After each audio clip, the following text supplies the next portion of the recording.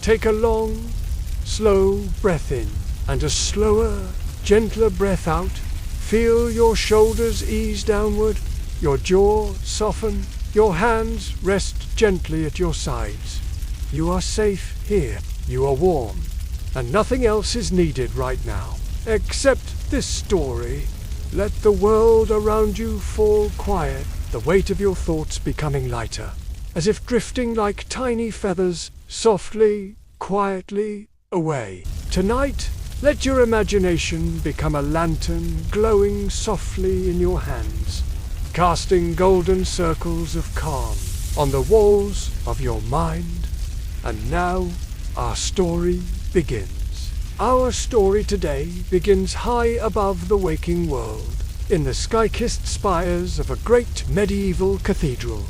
It is the year of grace, 1265, and the air is sweet with lime dust and soft falling ash, where masons still carve dreams into stone. Far below, the village of Glimmerlow sleeps, its timber-framed homes resting close together, as if huddling for warmth beneath thatch and tile.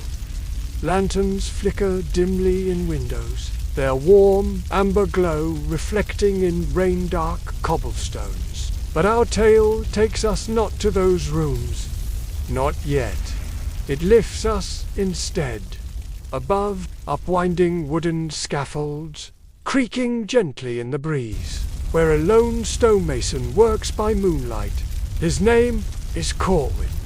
Corwin is young, yet quiet-eyed, his hands already lined with the white powder of limestone and faith. He is the last to leave the scaffold each night, but tonight he stays longer than usual. Above him, stars blink softly, like silver candle flames scattered across velvet. Below him, the bells of Glimmerlow toll once, then silence. Corwin is carving something not on the master plans, something he dreamt about 3 nights ago. A lantern, but not just any lantern. This one glows with no fire, only the memory of light.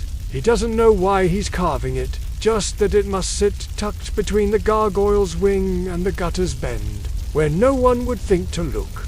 The stone is soft here, aged and almost warm under his fingers, and as the chisel taps, a rhythm begins. Slow and even, like the beat of a lullaby. Chip, ... pause, ... chip, pause, ... chip. Corwin breathes through his nose, long and quiet, and feels the wind shift slightly. It's said that, in the great cathedrals of old, some stones were carved, not for beauty, but for dreams. Small symbols, barely seen, carved by apprentices to honor their own secret visions. A bird in flight, a circle of stars, a smiling fox, or a lantern, just like Corwin's. He leans closer now, his breath fogging gently against the cold stone. He whispers a word, one he doesn't fully understand, unlicked old tongue. It means the light that remembers. As he carves the handle, his thoughts wander. And you, dear listener, may wander with him. Let your mind drift now to the time of those great cathedrals, where every stone told a story, every arch a song, and every craftsman believed their hands shaped not just buildings, but the heavens. Can you hear the wind now, softly weaving between beams and bells? It carries the scent of old mortar and the faintest trace of beeswax from the lanterns. Far below, there's peace in this place, quiet but alive. Corwin rests his hand now on the lantern's base. It is shaped like a sun held in cupped palms. He closes his eyes for a moment and listens, not to the world, but to the stone. Some said the stones speak. If you work long enough beside them, they hum, very faintly, with the voices of those who touched them before. Corwin smiles softly. The stars seem to nod above him.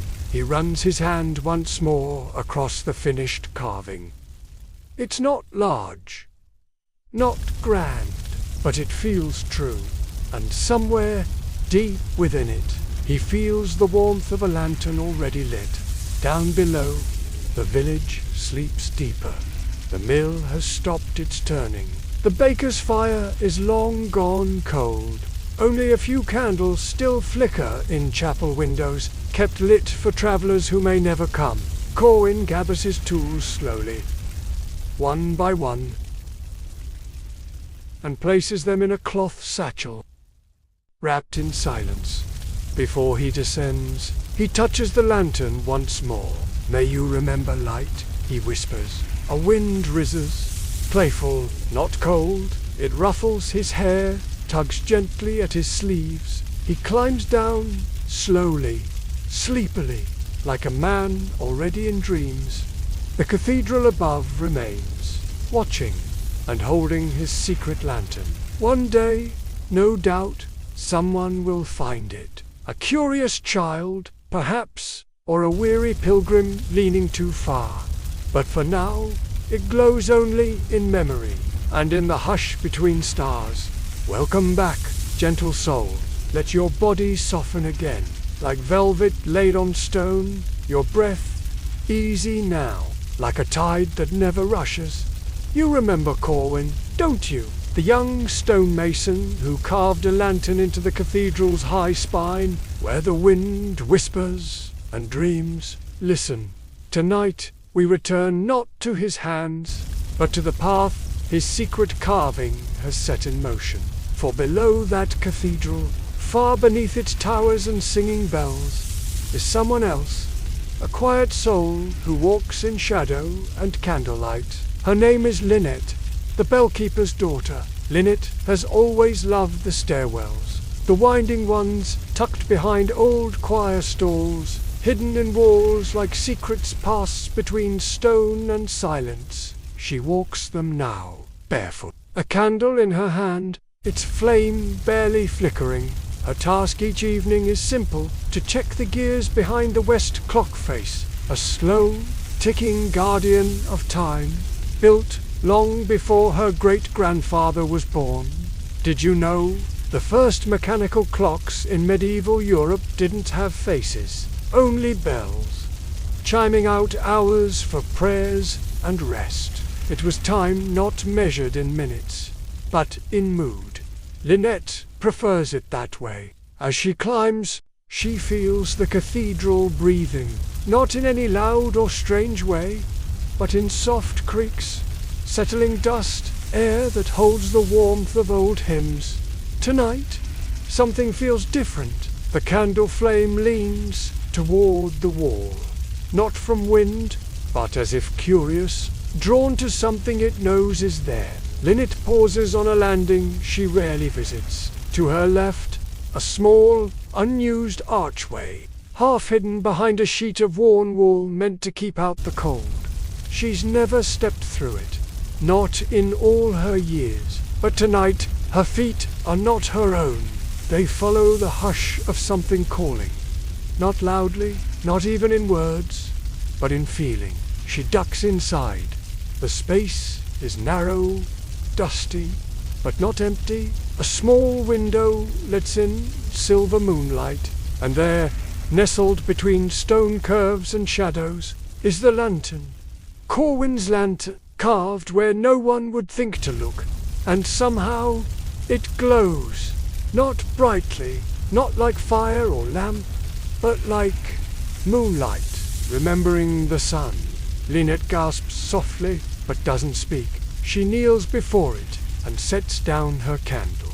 Its flame bows low, as if showing reverence. She runs her fingers over the carved handle. It is smooth and gentle, no roughness, no sharpness. She sees the faint shape of cupped hands, holding the orb. Her heart slows. Her breath deepens. It feels like the hush before a lullaby, like the moment between waking and sleep, where everything is soft and time forgets to tick. She doesn't know who made it, but in her bones, She knows it matters. So she closes her eyes, leans forward, and whispers a thought into it. Not a wish, not quite a prayer, just a feeling. May peace find those who cannot sleep. The lantern glows a little brighter, only for a moment, then soft again. Lynette smiles, and though she doesn't notice it, the stone beneath her, long cold for centuries, is warm. She returns each night after that, never telling anyone, and always, before she leaves, she whispers something new. May sorrow ease like melting snow, may the restless find their breath. May the hurting dream of softness, and always the lantern listens. Above, the bells ring, as they always have. Below, the gears turn as they must, and in between, in that secret curve of stone, a lantern holds light without fire, and if you walk those stairs on the right kind of night, when the moon is pale and full, and the candles have gone out, you might feel it too, not see it. Just feel it. A warmth in your chest, a hush around your shoulders, like someone, somewhere, just whispered a wish with your name on it. And that, dear listener, is the lantern's secret. It was carved not just for light, but for rest, for quiet, for dreams, for those who carry too much and need to set it down, even if just for one soft night.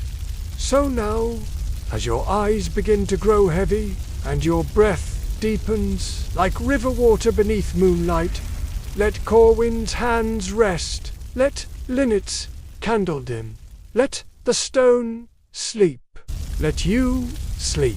You are safe, you are held, you are home, and the lantern is glowing still.